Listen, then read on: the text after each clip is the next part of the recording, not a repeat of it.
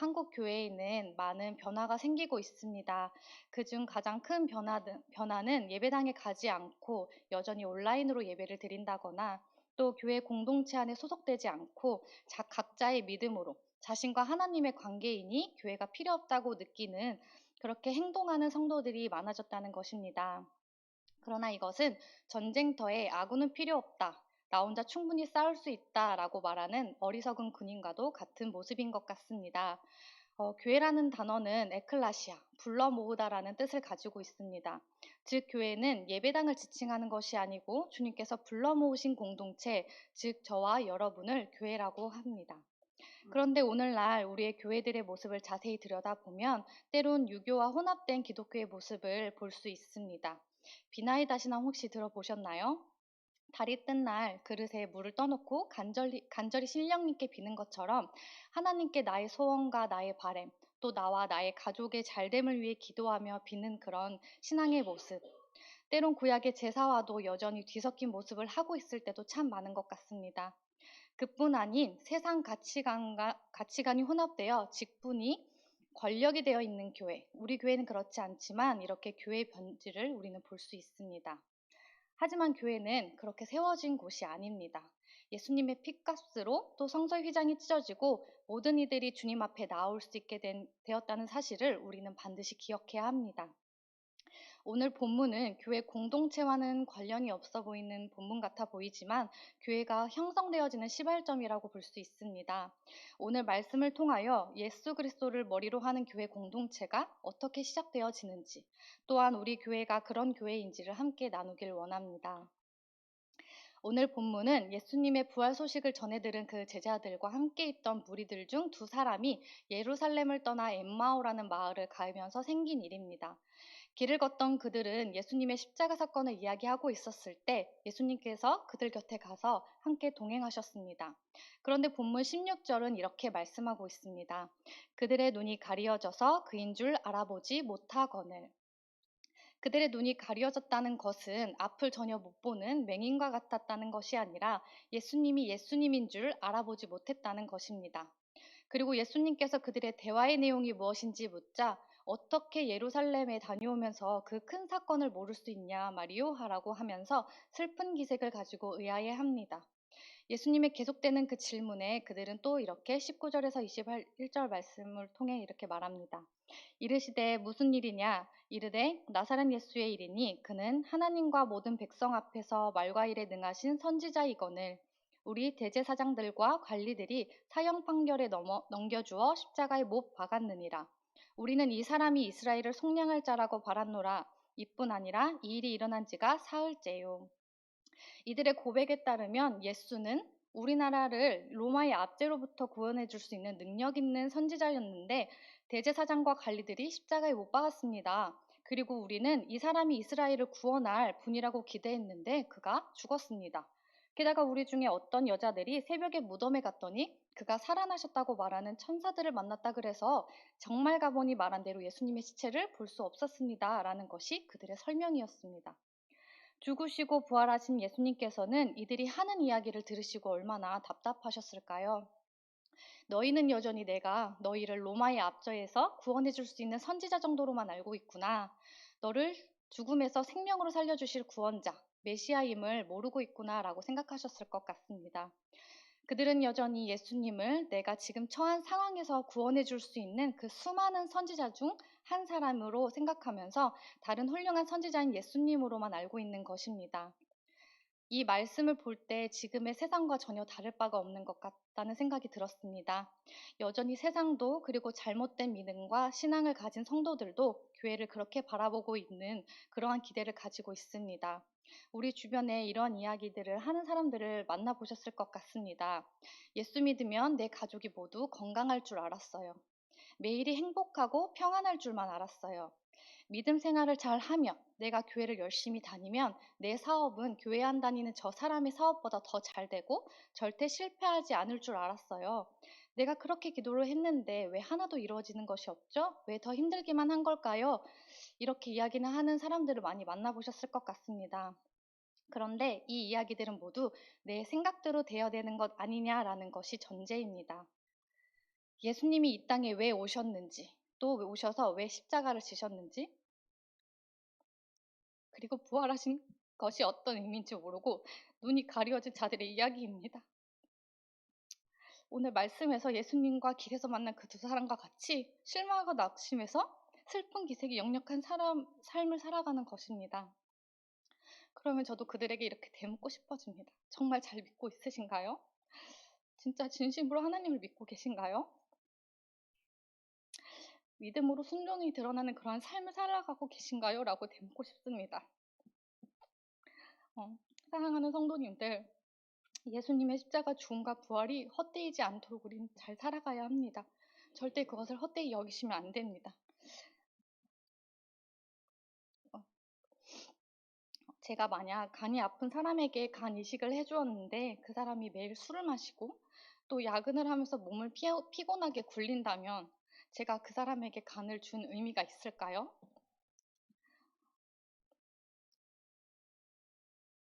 예수님이 내 영혼의 구원을 위해 십자가에 죽으시고 부활하셨는데 내 상황과 형편이 왜 이 모양 이 꼴이냐고, 내 영혼의 잘됨은 아랑곳하지 않는다면 예수님의 십자가 그 죽으심을 헛되이 여기는 것은 아닌지 생각해 봅니다. 영혼의 영생에 초점이 맞추어진 신앙생활은 육신의 잘됨이 뒤따라옵니다. 또한 그리 아니하실지라도 주님 앞에 감사의 고백을 하는 기쁨이 반드시 따라옵니다. 오늘 이 두 사람과 같이 세상의 관점에 가리워져서 예수님을 보아도 알지 못하고 보지 못하고 예수님의 십자가 사건의 의미조차 오해하는 것은 의미 없는 교인이 될 뿐입니다. 사랑하는 은자교회 성도님들, 우리에게는 예수님을 아는 지식이 필요합니다. 그리고 아는 지식으로 끝나서는 안 됩니다. 하나님의 뜻을 아는 지혜가 우리에게는 절대적으로 필요합니다. 또한 이 모든 것을 알게 하시는 성령님의 능력이 우리에게는 절실합니다. 그래야 세상의 관점으로 가리워졌던 내 눈이 제대로 벗겨질 수 있습니다. 아름다운 교회 공동체는 세상의 관점을 벗어낸 자들의 모임입니다. 저와 여기에 함께 예배드리는 우리 모두가 영안을 열고 온전히 하나님의 뜻을 바라보는 교회 되시길 간절히 원합니다. 그렇다면 이 모든 것들이 어떻게 가능할까요? 그것은 말씀을 통해 예수님을 만나야 합니다. 오늘 본문 누가복음 24장에서 25절, 32절 말씀을 볼 때 이들의 이야기를 들은 예수님께서는 왠지 분통이 터지셨을 것 같습니다. 누가복음 24장 25절 이렇게 시작합니다. 함께 읽으시겠습니다. 시작.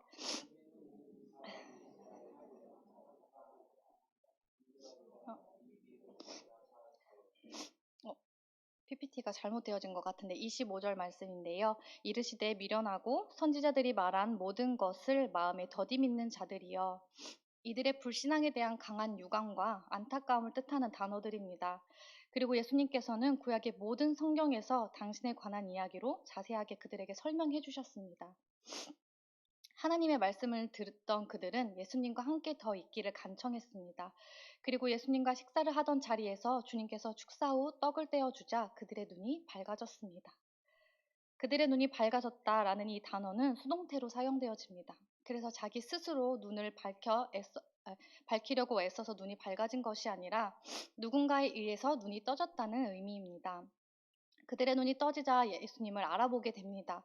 그런데 그 순간 예수님께서는 사라지셨습니다. 그때 이들은 이런 고백을 합니다. 누가복음 24장 32절 말씀입니다. 그들이 서로 말하되 길에서 우리에게 말씀하시고 우리에게 성경을 풀어주실 때에 우리 속에서 마음이 뜨겁지 아니하더냐 하고, 이들은 이미 예수님으로부터 하나님의 말씀을 듣기 시작할 때 마음이 요동하기 시작했습니다. 그리고 주님과 식탁 교제, 즉 깊은 교제가 시작되자 가리워져 있던 그들의 영안이 열려 주님을 알아봅니다. 성도님들, 교회는 하나님의 말씀이 살아 역사해야 합니다. 말씀이 성도의 마음을 뜨겁게 변화시키는 것이지 언변이 뛰어난 말을 잘하는 그런 사람의 말이라도, 또한 다양하게 많은 경험을 한 사람의 말일지라도, 또한 엄청난 스펙을 가진 지식의 말들일지라도 사람을 변화시키는 것은 오직 하나님의 말씀이라는 사실을 기억하시길 바랍니다.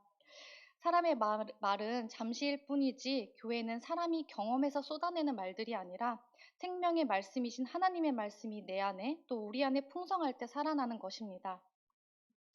사람을 통한 위로의 말, 또 충고나 권면은 순간적으로 나의 마음에 큰 위로와 따뜻한 마음을 얻고 힘이 될 수는 있지만 본질적으로 내 삶을 변화시키진 않습니다. 오직 말씀만이 예수님을 만나는 통로임을 깨달으시길 바랍니다. 또한 말씀을 통해 예수님을 만나면 주님과 깊은 교제를 통해 영안이 열립니다. 우리는 식사 한번 합시다 라는 인사를 생각보다 자주 주고받게 됩니다. 이 말의 뜻은 무엇일까요? 그것은 당신을 더 알기 원합니다. 우리 진득하니 솔직하게 진솔하게 대화 한번 합시다 라는 의미가 담겨 있기도 합니다. 식탁 교제는 그저 밥 먹는 것에만 목적이 있지 않습니다. 식사를 나눈다는 것은 삶을 나눈다는 의미이고 또 그와 깊은 관계가 시작되었다는 의미입니다. 오늘 성경에서 나타난 식탁 교제도 주님께서 그들과의 깊은 교제를 통해 그들의 가리워졌던 눈을 열어주시는 시간이 되었습니다. 오늘 본문의 두 사람이 길에서 예수님의 십자가 사건을 자기들끼리만 열심히 떠들어대봤자 십자가의 의미를 깨닫기 만무했습니다. 수많은 제자들이 모여서 예수님의 십자가 사건을 가지고 서로를 위로하며 슬픔을 나눈다고 할지라도 주님이 열어주시지 않는다면 하나님의 뜻을 볼 수 없습니다. 오늘 교회에 나오는 저와 여러분 모두는 하나님의 말씀이 내 안에 뜨겁게 역사하며 주님과의 깊은 교제를 통해 영안이 열리는 온전한 신자이자 교회 공동체가 되시길 간절히 소망합니다. 아멘. 함께 본문 33절에서 35절 말씀을 읽겠습니다. 시작. 그때 일어나 예루살렘에 돌아가 보니 11제자 및 그들과 함께한 자들이 모여 있어 말하기를 주께서 과연 살아나시고 두 사람도 길에서 된 일과 예수께서 떡을 떼심으로 자기들에게 알려주신 것을 말하더라. 아멘. 예수님의 말씀에 뜨거워졌던 그 두 사람은 예수님이 사라지신 후 그 즉시 일어나서 다시 예루살렘으로 돌아갑니다. 예루살렘에 있던 11제자와 또 그들과 함께한 자들이 모인 곳에 가보니 그들이 말하기를 예수님께서 부활하신 소식으로 가득가득합니다. 주님이 시몬 베드로에게 보이셨다며 그들의 간증과 증언이 계속 이어졌습니다. 그때 그 두 사람도 자신들이 만난 예수님을 그리고 그분께서 떡을 떼어주심으로 자신들에게 알려주신 것을 간증합니다. 여기 시몬과 길에서 만난 두 사람의 간증을 보면 공통점이 하나 있습니다. 본문 34절과 35절 말씀을 보면 말하기를 주께서 과연 살아나시고 시몬에게 보이셨다 하는지라. 35절 말씀, 두 사람도 길에서 된 일과 예수께서 떡을 떼심으로 자기들에게 알려지신 것을 말하더라. 아멘. 예수님께서 시몬에게 보이셨고 또 두 사람에게 알려지신 것입니다. 수동적인 단어들입니다. 능동적으로 이들이 보고 싶다고 해서 찾아볼 수 있는 것이 아닙니다. 하나님께서 허락해 주셔야 가능한 일들입니다. 성경을 본다고 모두가 다 그 말씀을 깨닫는 것은 아닙니다. 깨달음은 성령님께서 깨닫게 해주셔야지 가능한 일들입니다. 우리 삶에 주님이 경험되어지고 체험되어진 것을 함께 나누는 것이 교회 공동체의 은혜입니다. 상담의 기본은 내담자의 이야기를 들어주는 것이라고 합니다. 그리고 조언을 또 답을 주기보다는 스스로가 답을 찾기까지 이야기를 계속 들어주는 것입니다. 그런데 교회의 기본은 내 삶에 나타나신 하나님을 나타내는 것, 드러내는 것, 그분을 이야기하는 것입니다. 성도가 슬픔과 고통의 삶을 고백하고 이야기하는데 들어주고만 있거나 또 스스로 답을 찾을 수 있길 공감해주는 것만이 답이 결코 아닙니다. 반대로 내가 아는 방법이나 또 나의 인맥, 나의 문제를 해결해 주는 것만으로도 그것이 답이 아닙니다. 그건 오직 그 사람 안에 역사하실 하나님을 간증하고 증거하며 말하는 것. 그렇게 신앙의 동기부여를 주고 확신으로 다시 한번 확인시켜 주는 것. 이것이 아름다운 교회 공동체의 역할입니다. 다윗과 요나단을 보면 아름다운 성도의 교제가 나타납니다. 이스라엘의 초대왕 사울이 처음에는 하나님 앞에서 참 겸손했습니다. 하지만 점점 하나님보다 백성을 두려워하는 왕이 되어갑니다. 그 결국은 어떻게 되었나요? 악력에 시달리며 정신이 오락가락하게 되어집니다. 하필 또 그때 다윗이 백성들로부터 칭송을 받기 시작하자 사울은 시기심이 생기고 그를 나락으로 끌고 갑니다.